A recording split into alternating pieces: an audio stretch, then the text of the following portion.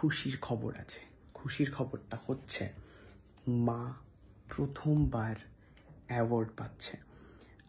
Basically award বলতে আমরা কি বুঝি, কেউ তাকে রেকমেন্ড করা অ্যান্ড অল এই সমস্ত কিছু। বাট আমাদের কাছে একটা ফোন আসে, ফোন এসে বলে যে কাকিমার একটা ফটো পাওয়া যাবে। আমি বললাম যে হ্যাঁ, ফেসবুকেই আছে মাই প্রোফাইলে। দেন বলছে যে আচ্ছা, কাকিমাকে আমরা একটা অ্যাওয়ার্ডের জন্য মনোনীত করেছি। আমি বললাম যে অ্যাওয়ার্ডের জন্য? বলছে যে হ্যাঁ, মায়ের যে জীবনযুদ্ধ, মা যেভাবে আমাদেরকে মানুষ করেছে, দাদাই যেভাবে তুলে ধরেছে সেই কথাগুলো, তো সেই কথাগুলোতে তারা প্রচণ্ডভাবে অনুপ্রাণিত হয়ে মায়ের এই অ্যাওয়ার্ড, জানি না দেখতে পাচ্ছ কি না, ব্যাক ক্যামেরা বলে উল্টো, মানে ফ্রন্ট ক্যামেরা বলে উল্টো দেখাচ্ছে। তো এখানে রয়েছে পাপিয়া অধিকারী, অঞ্জনা বাসু, মুমতাজ সরকার, পিসি সরকারের মেয়ে, আর আমার মা, আমাদের মা। সো ব্যাপারটা যে কি এক্সাইটিং আর কি আনন্দের আমি বলে বলতে পারছি না। সো আমি ব্যাক ক্যামেরা দেখিয়ে দিচ্ছি।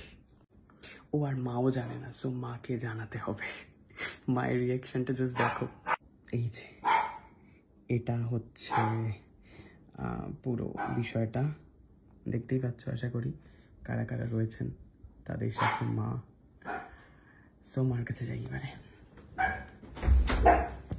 এই চিৎকার করছিস কেন? কি গো মা, খাচ্ছ? হ্যাঁ, কি খাচ্ছ? রুটি খাচ্ছি, মাছ খাচ্ছি। রুটি দিয়ে মাছ? মা তুমি কি জানো তুমি অ্যাওয়ার্ড পাচ্ছ? অ্যাওয়ার্ড? সেটা বাকি অ্যাওয়ার্ড, পুরস্কার, যেরকম আমরা হাতে এরকম ভাবে অ্যাওয়ার্ড পেলাম, যে ওই যে তুই পাচ্ছিস সেটা বল।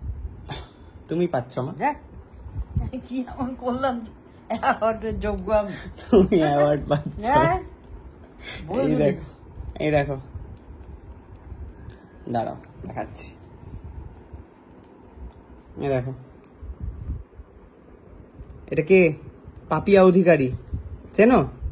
অভিনয় করে। এটা হচ্ছে অঞ্জনা বাসু, প্রচুর সিরিয়াল করেন। মুমতাজ পিসি সরকারের মেয়ে। আর এটা কে? এটা কে? আমার ছবি এখানে করতে কে? এই যে অ্যাওয়ার্ড, এটা আত্মযার সম্পূর্ণ সম্মান। বুঝতে পেরেছ? কি গো, কেমন লাগছে? ভালোই লাগছে। আমি আবার কি সম্মানের যোগ্য হলাম কে জানি। এই যে তুমি এত কষ্ট করে আমাদেরকে বড় করেছো, তোমার যে বড় ছেলে সেই জিনিসগুলোকে তুলে ধরছে লোক সমাজে, মানুষজন সেখান থেকে বুঝতে পেরে যে তোমার জীবন যুদ্ধ, সেখান থেকে বুঝতে পেরে তাই তুমি অ্যাওয়ার্ডটা পাচ্ছ। তোমার আশেপাশে সকলেই অ্যাক্টর, যারা নিজেদের অভিনয় জীবনে প্রচুর জীবন যুদ্ধ এবং প্রচুর ওঠানামার পরে এই জায়গায় তারা পৌঁছেছেন, কিন্তু তুমি যেভাবে আমাদেরকে মানুষ করেছো, যোগ্য করে তুলেছি তোমাদের। হ্যাঁ, তাহলে নিজেই তো উত্তর দিয়ে দিচ্ছ সুন্দর।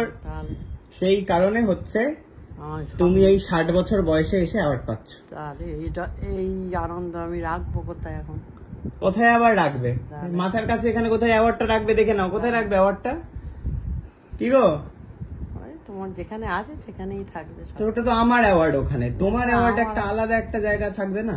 ওখানেই থাকবে। এই যে যেমন দিদি নাম্বার 1-এ তোমার অ্যাওয়ার্ড গুলো এখানে রয়েছে, এটাও তো তোমারই দিদি নাম্বার 1 এর উইনার, তুমি তো দিদি নাম্বার 1।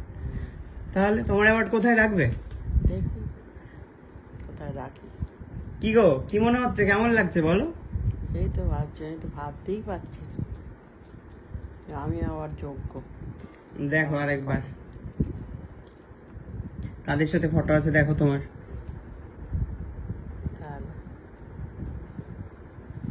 আজ আমার মা বাবা থাকলে কত আনন্দ করতো।